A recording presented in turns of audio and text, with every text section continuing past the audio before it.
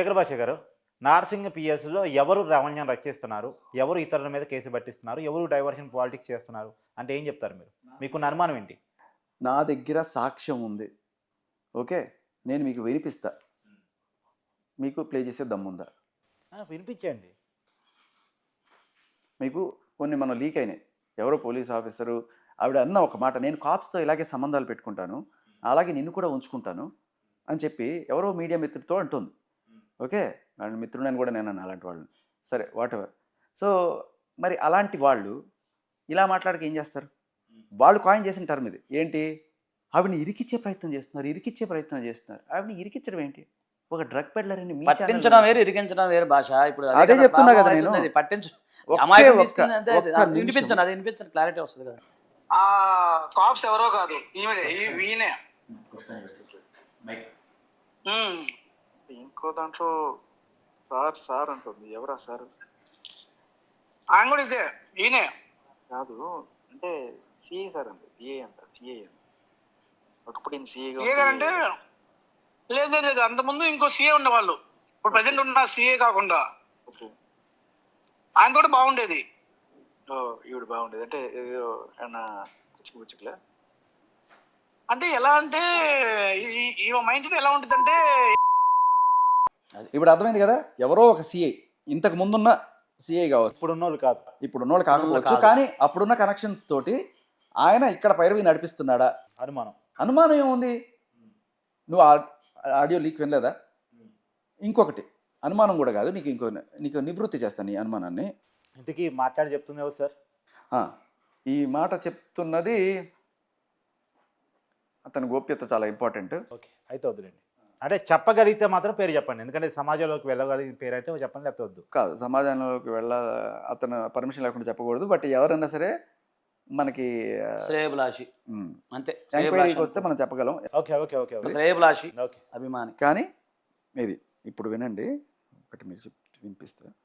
So ఆ కాన్వర్జేషన్లో ఏమంటారంటే, ఆయన ఎవరు ఉన్నారు కదా అంటే, ఆయన ఏదో డిఐ ఏదో అంటే, డిఐ కాదు సిఐ అనింది, జాగ్రత్తగా విను అని చెప్పాను. సిఐ అంటే అంటే మేబీ ఆ పోలీస్ స్టేషన్ సంబంధించిన ఆయన ఎవరో, ఈయనకి తెలుసు బాగా విషయాలు, ఆయన మాట్లాడుతున్నాడు అనమాట. విను.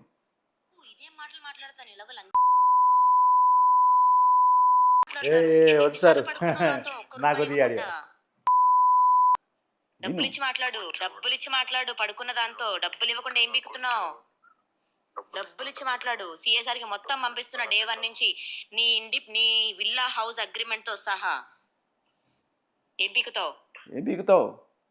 సిఐసార్కి అన్ని పంపిస్తున్నా నీకు అంటే నాకు డౌట్ వచ్చింది. అంటే అర్థమైంది కదా సార్, ఆయన ఇందాక రికార్డింగ్ లో గత సిఐ XYZ అన్నట్టు ఈ సిఐ XYZ సింక్ అవుతుంది. సో ఎవరో ఒక సిఐ ఉన్నారు, ఓకే. కాకపోతే ఇప్పుడున్న సిఐ అయితే కాదని ఆయన కన్ఫర్మ్ చేస్తున్నాడు. బట్ ఆ పాత ఎప్పటి నుంచో ఉన్న సిఐ, వీళ్ళ గొడవలు కూడా ఎప్పటివో ఇవి. కానీ ఆయన అండ ఇంకా ఉందా? ఆ సిఐ ఎవరు? ఎందుకు ఇలా అవసరం లేని వాళ్ళకి అందలం ఎక్కించి సపోర్ట్ చేస్తున్నారు? ఆవిడ ఏ కేసు పెట్టినా ఇలా ఎందుకు అవ్వగలుగుతుంది? ఆయన ఇంకా స్టేషన్ నుంచి వెళ్ళిపోయిన తర్వాత కూడా ఆయన పరువు ఏమైనా నడిపించగలుగుతున్నాడా? భయం ఎందుకు? నీకు దమ్ముందా వేయడానికి? మా దమ్ముల గురించి ఎందుకు రండి, మా దమ్ముల గురించి ప్రజలు చూసుకుంటారు. కానీ కాదు కదా, మీడియా అన్నప్పుడు నిజం బయటికి తీసుకురావాలి కదా. ఇప్పుడు నిజం బయటికి తీసుకొస్తే నా మీద కేసులు పెడుతున్నారు కదా. నీకు నిజం వినిపించా ఇప్పుడు నిర్భయంగా, నా మీద పెడతారేమో. మనం టీవీకి దమ్ముందా లేదా మీకు తెలుసు, మీ మనసానికి తెలుసు, దాన్ని అటు పెట్టుకోండి. ఇంకా మా గురించి మేము చెప్పుకోవడం బాగోదు, మా దమ్ముల గురించి. కానీ సరే చూద్దాం అయితే. సార్ చెప్పండి, ఏంటి శేఖర్ భాష మీద అందరూ కలిసి కుట్ర చేస్తున్నారని మీకు కూడా అనిపిస్తుందా? ఏంటి పరిస్థితి? అంటే ఒకటండి, ఆయన చేసే మంచి పని ఏదైతే ఉందో దానికి సహజంగా వ్యతిరేకత వస్తుంది. ఫస్ట్ కానీ మేము అనుకున్నాం, ఇప్పుడు కాదు, దాదాపు అప్పటి నుంచి కూడా మనం సపోర్ట్ చేస్తూనే ఉన్నాం. ఒక్కటి ఏంటంటే, శేఖర్ భాష ఒక యోధుల్లాగా పోరాడుతూ ఉన్నాడు. సో ఈ పోరాటం చేసే క్రమంలో ఎన్నో అవాంతరాలు వస్తాయి. మనం చిన్నప్పటి నుంచి మనం తెలియదే కదా, ఎన్నో కష్టాలు పడ్డాం. సో ఖచ్చితంగా ఆయన విజయం సాధిస్తాడు. కాకపోతే కొంతమంది ఏంటంటే ఇలాగ పట్టుకొని లాగటం అవన్నీ ఒక ఎత్తు అయితే, సరే ఈ కేసులు అవన్నీ మనం చూడ కేసులు, ఆయన చూడ కేసులు, మనం చూడ కేసులు, మీరు చూడ కేసులు ఏం కాదు. కానీ ఏంటంటే కొంచెం ప్రాణరక్షణ గురించి నేను కొంచెం నాకైతే గుబులుగా ఉంది. అంటే ఇప్పుడు కొంతమంది ఎవరో ఇద్దరు ఈయన గురించి మాడుకున్నాం, చేసేద్దాం పొడిచేద్దాం అన్నట్టుగా అంటున్నారని నాకు నేను చూస్తూ ఉన్నాం. సో ఆ విషయంలోనే మన బ్రదర్ని కలవటం, మిమ్మల్ని కలవటం ఏంటంటే, ఈ విషయంలో ఆయనకు ప్రాణరక్షణ అనేది ప్రధాన ఇంపార్టెంట్ అండి. సరే ఇదన్నీ జనరల్గా ఇప్పుడు రోజు మనం చూస్తున్నాం, 4-5 నెలల నుంచి నడుస్తూనే ఉంది. అంటే ఎంత ప్రాణరక్షణ ఎంత- అనేది మెయిన్ ఇంపార్టెంట్. ఎంతకి తెగించారా అన్నట్టు నిజంగా ఎంత నిఘా ఇప్పుడు పెట్టారు అది ప్రాబ్లం అవుతుంది. ఇప్పుడు నేను దాని గురించి థింక్ చేస్తాను నైట్ నుంచి. నిఘా మీరు ఫోన్ చేసినప్పుడు ఆయన ఫోన్ చేసినప్పుడు అదే ఆలోచిస్తున్నా. క్లియర్ కట్ గా అంటే నేను రోజు ఏ టైంలో బయటకు వస్తాను, ఏ టైంకి ఇంటికి వెళ్తాను, ఎక్కడెక్కడికి వెళ్తాను, ఇది తెలుసుకోవడం ఎవడన్నా అక్కడ పెడతారట. ఇంటి బయట ఒక నలుగురిని పెడితే వాళ్ళు కరెక్ట్గా చెప్పేస్తారట. మనం దాన్ని బట్టి ప్లాన్ చేద్దాం. సీసీ కెమెరాలు లేని టైంలో ఇవన్నీ అది కూడా ఓకే. నేను నెలకొకసారి నా ఆత్మీయులు ఎవరో చనిపోతే, ఎప్పుడో 12 ఏళ్ళ క్రితం చనిపోయిన వాళ్ళ కోసం నేను ప్రతి నెల జడ్చర్ల సమాధి అదే కదా? అవును అవును, విన్నాను, ఆడియో మీరు వినిపించారు కదా? అవును. ఆ పర్టికులర్ లొకేషన్ ఎక్కడైతే ఆ సమాధి దగ్గర ఒక పొలంలో ఉంటుంది, దాంట్లో రిమోట్గా ఉంటుంది, ఎక్కడ ఉండదు. నేను పోయి అక్కడ కాసేపు కూర్చొని వస్తా. అక్కడికి వెళ్ళినప్పుడట గ్లౌజులు వేసుకొని కుమ్మేసి చంపేస్తారు. అంటే అది కూడా వాళ్ళు తెలుసుకున్నారు, ఆ లొకేషన్ ఎక్కడ, అక్కడికి వెళ్తే ఎలా కొట్టచ్చు, వీడిని ఎలా చంపేయచ్చు అని కొట్టేసి వాళ్ళ మీద వేసేస్తారట. ఆయన జడ్చర్ల సమాధి దగ్గరికి వెళ్తాడు కరెక్ట్గా అని చెప్పేసి ఇన్నాళ్ళుగా ఆయన ఎప్పుడు దాదాపు 1.5 years వరుసగా వీడియోలు చేస్తున్నారు, నాకు తెలియదు. అవును అదే అంటున్నా. అదే ఇప్పుడు వీళ్ళు చాలా ఇతని మీద ఎన్నో ప్రయోగాలు చేస్తున్నారండి. ఒకటి అది ఏ రకమైన ప్రయోగాలు చేయడానికి కూడా మేము సిద్ధంగా ఉన్నాము. అది ఎలాంటిడైనా సరే మేము తిప్పికొట్టడానికి సిద్ధంగా ఉన్నాం. ఓపెన్గా చెప్తున్నాను. అంటే మీకు ఎలాంటి రక్షణ కావాలని కోరుకున్నారు శేఖర్ భాష గారు? ఫస్ట్ ఆఫ్ ఆల్ ఈ కేసు కనుక పోలీసు దృష్టికి ఆల్రెడీ తీసుకెళ్ళాను. ఇప్పుడు నాకు ఏది జరిగినా మీడియా ముఖంగా అందరికీ వినిపించాం కాబట్టి, మీరు కూడా వినిపించారా, లేకపోతే ఒకసారి మళ్ళీ వినిపిస్తే బెటర్ ఏమో. ఒక్కసారి వినిపిస్తాను. విన్నారు అందరూ ఆడియో సోషల్ మీడియా. ఒక్కటి సార్, మీకు ఏది జరిగినా కూడా బాధ్యులు ఎవరో చెప్పండి. లావణ్య తమ్ముడు కార్తీక్, తర్వాత ఈ పడాల లక్ష్మి అనే అమ్మాయి. సో వీళ్ళు మేజర్గా చేస్తున్నారు. బట్ నిన్న నాకు ఎందుకో తెలీదు, ఇది అంత ఇదిగా అనిపించట్లేదు, కానీ ఎక్కడో ఒక చిన్న సృష్టి వర్మ వెళ్ళి లావణ్యతో కలిసి కూర్చోవడం అనేది నాకు, అంటే సృష్టి వర్మ తన లవ్వు కోపము ఇవన్నీ చేస్తుంది తప్ప, సృష్టి వర్మకి ఇలా డ్రగ్ పెడ్లింగు లేకపోతే బజారు బాగోతాలు ఇలాంటివి ఏమీ లేవు ఆవిడకి. మనకి లీడింగ్ కొరియోగ్రాఫర్ కూడా వాట్ ఎవర్ కానీ మాస్టర్తో మాత్రమే ఎఫ్ఐఆర్ ఉండింది. ఆ తర్వాత ఆ ముందు మనకి సంబంధం లేదు. ఏ ఎలిగేషన్స్ వచ్చినా కూడా, అంటే ఇంత నీచమైన ఇది మనం చూడలేదు ఎక్కడ కూడా. ఇలాంటి న్యూడ్ వీడియోలు, ప్రొఫెషనల్ న్యూడ్ వీడియోలు కానీ లేకపోతే పెంట భాగవతాలు కానీ, ఇవన్నీ ఈ రొచ్చులో పొల్లడ అంత, అంటే ఈవిడికి కంపారిజన్ లేదు. ఇప్పుడు అది మనకు సంబంధం ఓకే, లేదు. బట్ 2 కేసులు తప్పు అనేది నేను వాదిస్తున్నాను తప్ప, కానీ నక్కకి నాగలోకానికి ఉన్నంత తేడా ఉంది. బట్ ఎప్పుడైతే వీళ్ళిద్దరూ కలిసి పక్కనే కూర్చొని వెళ్ళి కంప్లైంట్ ఇచ్చారో, అండ్ వీళ్ళిద్దరు కేసులు తీసుకోవడానికి పాపం ఆ రిపోర్టర్లు, ఒక రిపోర్టర్ట లావణ్య తుమ్మినా తగ్గిన, లావణ్య తుమ్మింది, లావణ్య తగ్గింది అని చెప్పి ఒక రిపోర్టర్ ఉన్నారట. ఆయన ఆవిడతో పాటు వెళ్ళారు. వెళ్ళినప్పుడు ఒక ప్రముఖ లాయర్కి సంబంధించిన ఇంకొక అసిస్టెంట్ ఎవరో, అక్కడ వాళ్ళిద్దరు వెళ్ళి, వాళ్ళు ఫస్ట్ ఏముందమ్మా మీరే కదా మీడియాకి వచ్చారు, ఎలా కేసు మీరు రాకూడదు కదా, మీరు మీ గోప్యత అది ఇది అనుకున్నప్పుడు మీరు మీడియా ముందుకు వచ్చి మాట్లాడారు, ఫస్ట్ ఆఫ్ ఆల్ అది మీరు చేసి ఉండకూడదు కదా, ఎందుకు కేసు తీసుకోమన్నట్టుగానే చెప్తున్నప్పుడు వీళ్ళు ఇద్దరు వెళ్ళి, ఎవరు ఈ సదరు రిపోర్టరు అండ్ ఆయన ఇంకొక లాయర్ లాంటి అసిస్టెంట్ ఎవరో వెళ్ళి కారు వస్తుంటే డీసీపీ గారు జూనియర్ రాయలు వస్తుంటే వెళ్ళిపోయి, సార్ ఆడపిల్లకి అన్యాయం జరిగిపోతాం సార్, అమ్మాయికి ఎఫ్ఐఆర్ చేయండి సార్ అని చెప్పి అడిగిపోయి పెద్ద రచ్చ చేసి అక్కడ వాళ్ళతోటి దగ్గరుండి ఎఫ్ఐఆర్ చేయించి, అది పట్టుకొచ్చి శేఖర్ భాష మీద కేసు పెట్టిన లావణ్య ఎఫ్ఐఆర్ అవ్వాలా, లావణ్య పెట్టింది నా మీద ఎఫ్ఐఆర్ అవ్వలేదు, ఏమవ్వలేదు. బట్ శేఖర్ భాష మీద ఎఫ్ఐఆర్ అయిపోయింది, అరెస్ట్ చేస్తారు, పట్టేసుకుంటారు.